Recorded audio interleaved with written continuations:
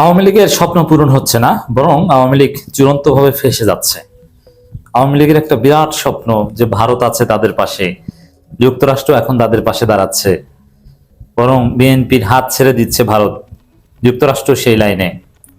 তা এখন আমরা ধীরে ধীরে বাংলাদেশে প্রতিষ্ঠিত হব এবং আওয়ামী লীগের ভারতে পালাতক যারা, তারা বিভিন্নভাবে বলার চেষ্টা করছে যে আমরা আশা করি বিএনপি সরকার গণতান্ত্রিক আচরণ করবেন।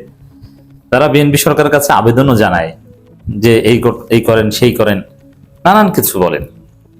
তার মধ্যে আহ, যে ঠিক আছে, দলীয় প্রতীকে নির্বাচনে তো আমরা অংশগ্রহণ করতে পারিনি, নিষিদ্ধ, কিন্তু তাদের খুব স্বপ্ন ছিল যে স্থানীয় সরকার নির্বাচনে আওয়ামী লীগ অংশগ্রহণ করবে, কারণ এখানে তো দলীয় প্রতীকে হচ্ছে না। স্বতন্ত্রভাবে যে কোনো নাগরিক যার বিরুদ্ধে মামলা বা সাজাপ্রাপ্ত না, মামলার আসামি নয়, বড় মামলা, বিশেষ করে ট্রাইব্যুনালে যদি মামলা থাকে, আইসিটি ট্রাইব্যুনালে, তাহলে সে নির্বাচন করতে পারবে না। কিন্তু অন্য কোর্টে কোনো মামলা থাকলে কোনো সমস্যা নেই, জেলে থাকলেও নির্বাচন করতে পারে।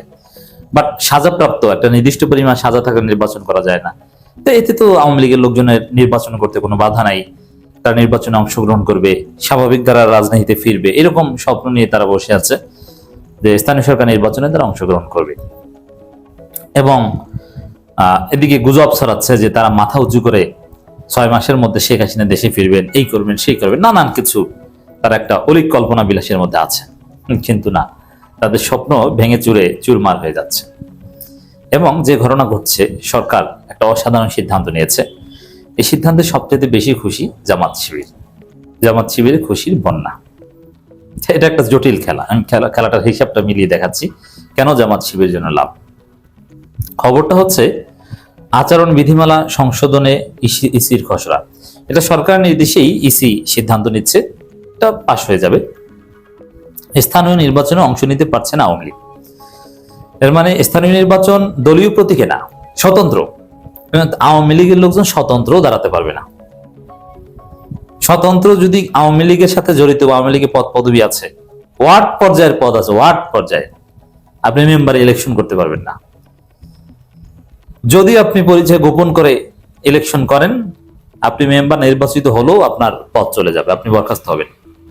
কারণ আপনাকে হলফনামা দিতে হবে যে না, আমি নিষিদ্ধ সংগঠনের সাথে জড়িত না, হলফনামা এটা উল্লেখ করতে হবে। আর নিষিদ্ধ সংগঠন মানে এখন আওয়ামী লীগ। আওয়ামী লীগের সাথে জড়িত থাকলে স্বতন্ত্র প্রতীকেও নির্বাচন করা যাবে না। একদম ওয়ার্ড পর্যায়ে যদি ওয়ার্ডের সদস্য হন, সর্বনিম্ন পোস্ট আওয়ামী লীগের, যে বড়কোঠা ইউনিয়নের 1 নং ওয়ার্ডের সর্বশেষ সদস্য, তারপর আপনি মেম্বার ইলেকশনও করতে পারবেন না।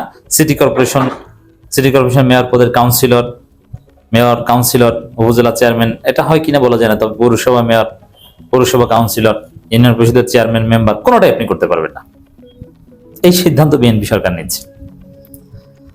তো এতে যেটা দাঁড়ালো, প্রথমে যে আওয়ামী লীগ নির্বাচনে অংশগ্রহণ করতে পারছেন, যে আওয়ামী লীগের স্বপ্ন যে তারা স্বাভাবিক রাজনীতি ফিরবে, স্থানীয় সরকার নির্বাচনের মধ্য দিয়ে তাদের একটা স্বতন্ত্র অবস্থান থাকবে, না, এটা একদম সম্ভব হচ্ছে না। আওয়ামী লীগ দাঁড়ালেই মার খাবে, পুলিশ ধরবে, ডিবি ধরে নিয়ে যাবে, আর সাধারণ জনগণের, জামাত, এনসিপি, বিএনপির মার তো আছে।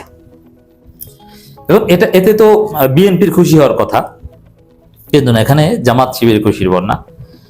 আর এখানে বিএনপি যেভাবে ক্ষতির সম্মুখীন হবে, এই ক্যালকুলেশনটা দেখাই। সিদ্ধান্তটা নিচ্ছে বিএনপিকে আওয়ামী লীগের লোকজন, সারা বাংলাদেশে আওয়ামী লীগের লোকজন ভারতের কথায় ভোট দিয়েছিল জামাত ঠেকাতে। কিন্তু বিএনপিকে ভোট দিয়ে আওয়ামী লীগের লোকজন সবাই বলছে উই ফিল চিটেড। কারণ আওয়ামী লীগ বিএনপিকে ভোট দিয়েছিল এই চিন্তায়, এবং শুধু আওয়ামী লীগ ভোটের সমীকরণে অনেক জায়গায় শেষ পর্যন্ত বিএনপির এমপি হয়েছে, নইলে বিএনপি সরকার গঠন করতে পারত কিনা সন্দেহ ছিল। সেখানে আওয়ামী লীগের স্বপ্ন ছিল যে বিএনপি ক্ষমতায় আসবে, তা আমাদের নিষেধাজ্ঞা প্রত্যাহার করবে, আমাদের অফিস খুলতে দিবে, আমাদেরকে জামিন দিবে। কারণ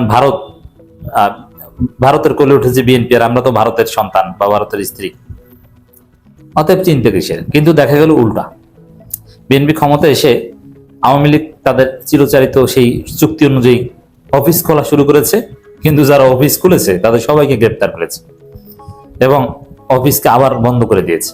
বরং ইউনূস আমলে যে মাইর খেয়েছে, তার চাইতে বেশি মাইর খেয়েছে আওয়ামী লীগ বিএনপির আমলে।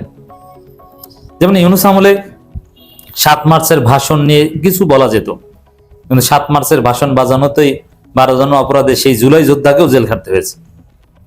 ইমির কথা বলছি, ঢাকা বিশ্ববিদ্যালয়ের। এবং 7 মার্চের ভাষণ বাজানোর অপরাধে অনেককে গ্রেপ্তার করেছে বিএনপি সরকার, যেটা ইউনূস সরকার করেনি।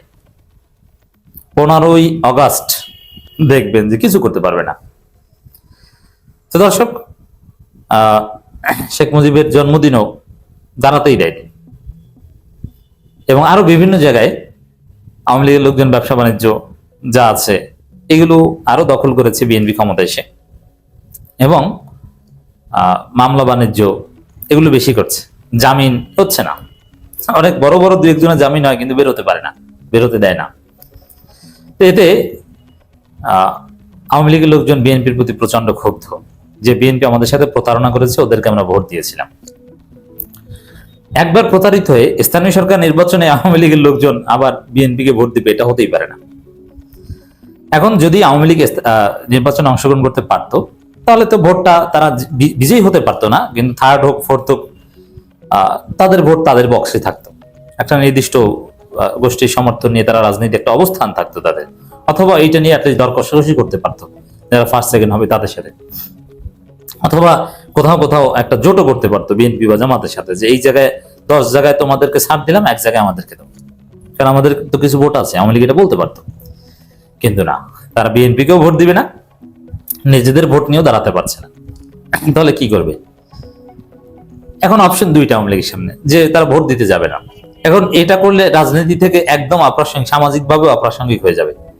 ভোট দিতেই যাব না, তাহলে দেখবেন যে 2 দিন পর আওয়ামী লীগের একদম ফিক্সড কট্টর সমর্থক যারা, এরা জামাত বিএনপি এনসিপিতে বিলীন হয়ে যাবে।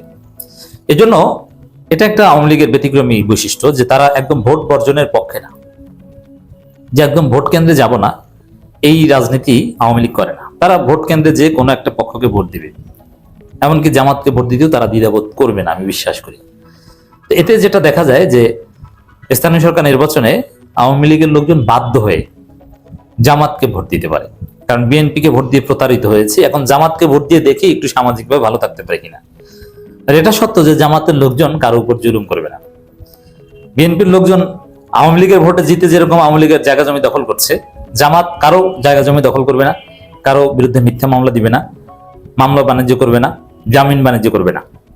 অ্যাটলিস্ট আওয়ামী লীগের লোকজন রাজনৈতিক অধিকার পাবে না, ইটস ট্রু, বাট জামাতের লোকজনকে যদি নির্বাচিত করতে পারে, ওই এলাকায় আওয়ামী লীগের যারা মামলার আসামিরা নিরীহ, তারা শান্তিতে থাকতে পারবে, নিরাপদে থাকতে পারবে, তাদের জায়গা জমি ধন সম্পত্তি ব্যবসা বাণিজ্য নিরাপদে থাকবে, অ্যাটলিস্ট এই গ্যারান্টি পাবে। বিএনপির কাছ থেকে প্রতারিত হয়ে এবং নির্বাচনে অংশগ্রহণ করার সুযোগ না পেয়ে এবার জামাতকে ভোট দিতে পারে, জামাতের প্রার্থীদেরকে স্থানীয় সরকার নির্বাচনে আওয়ামী লীগ ভোট দিতে পারে বলে আমার বিশ্লেষণ।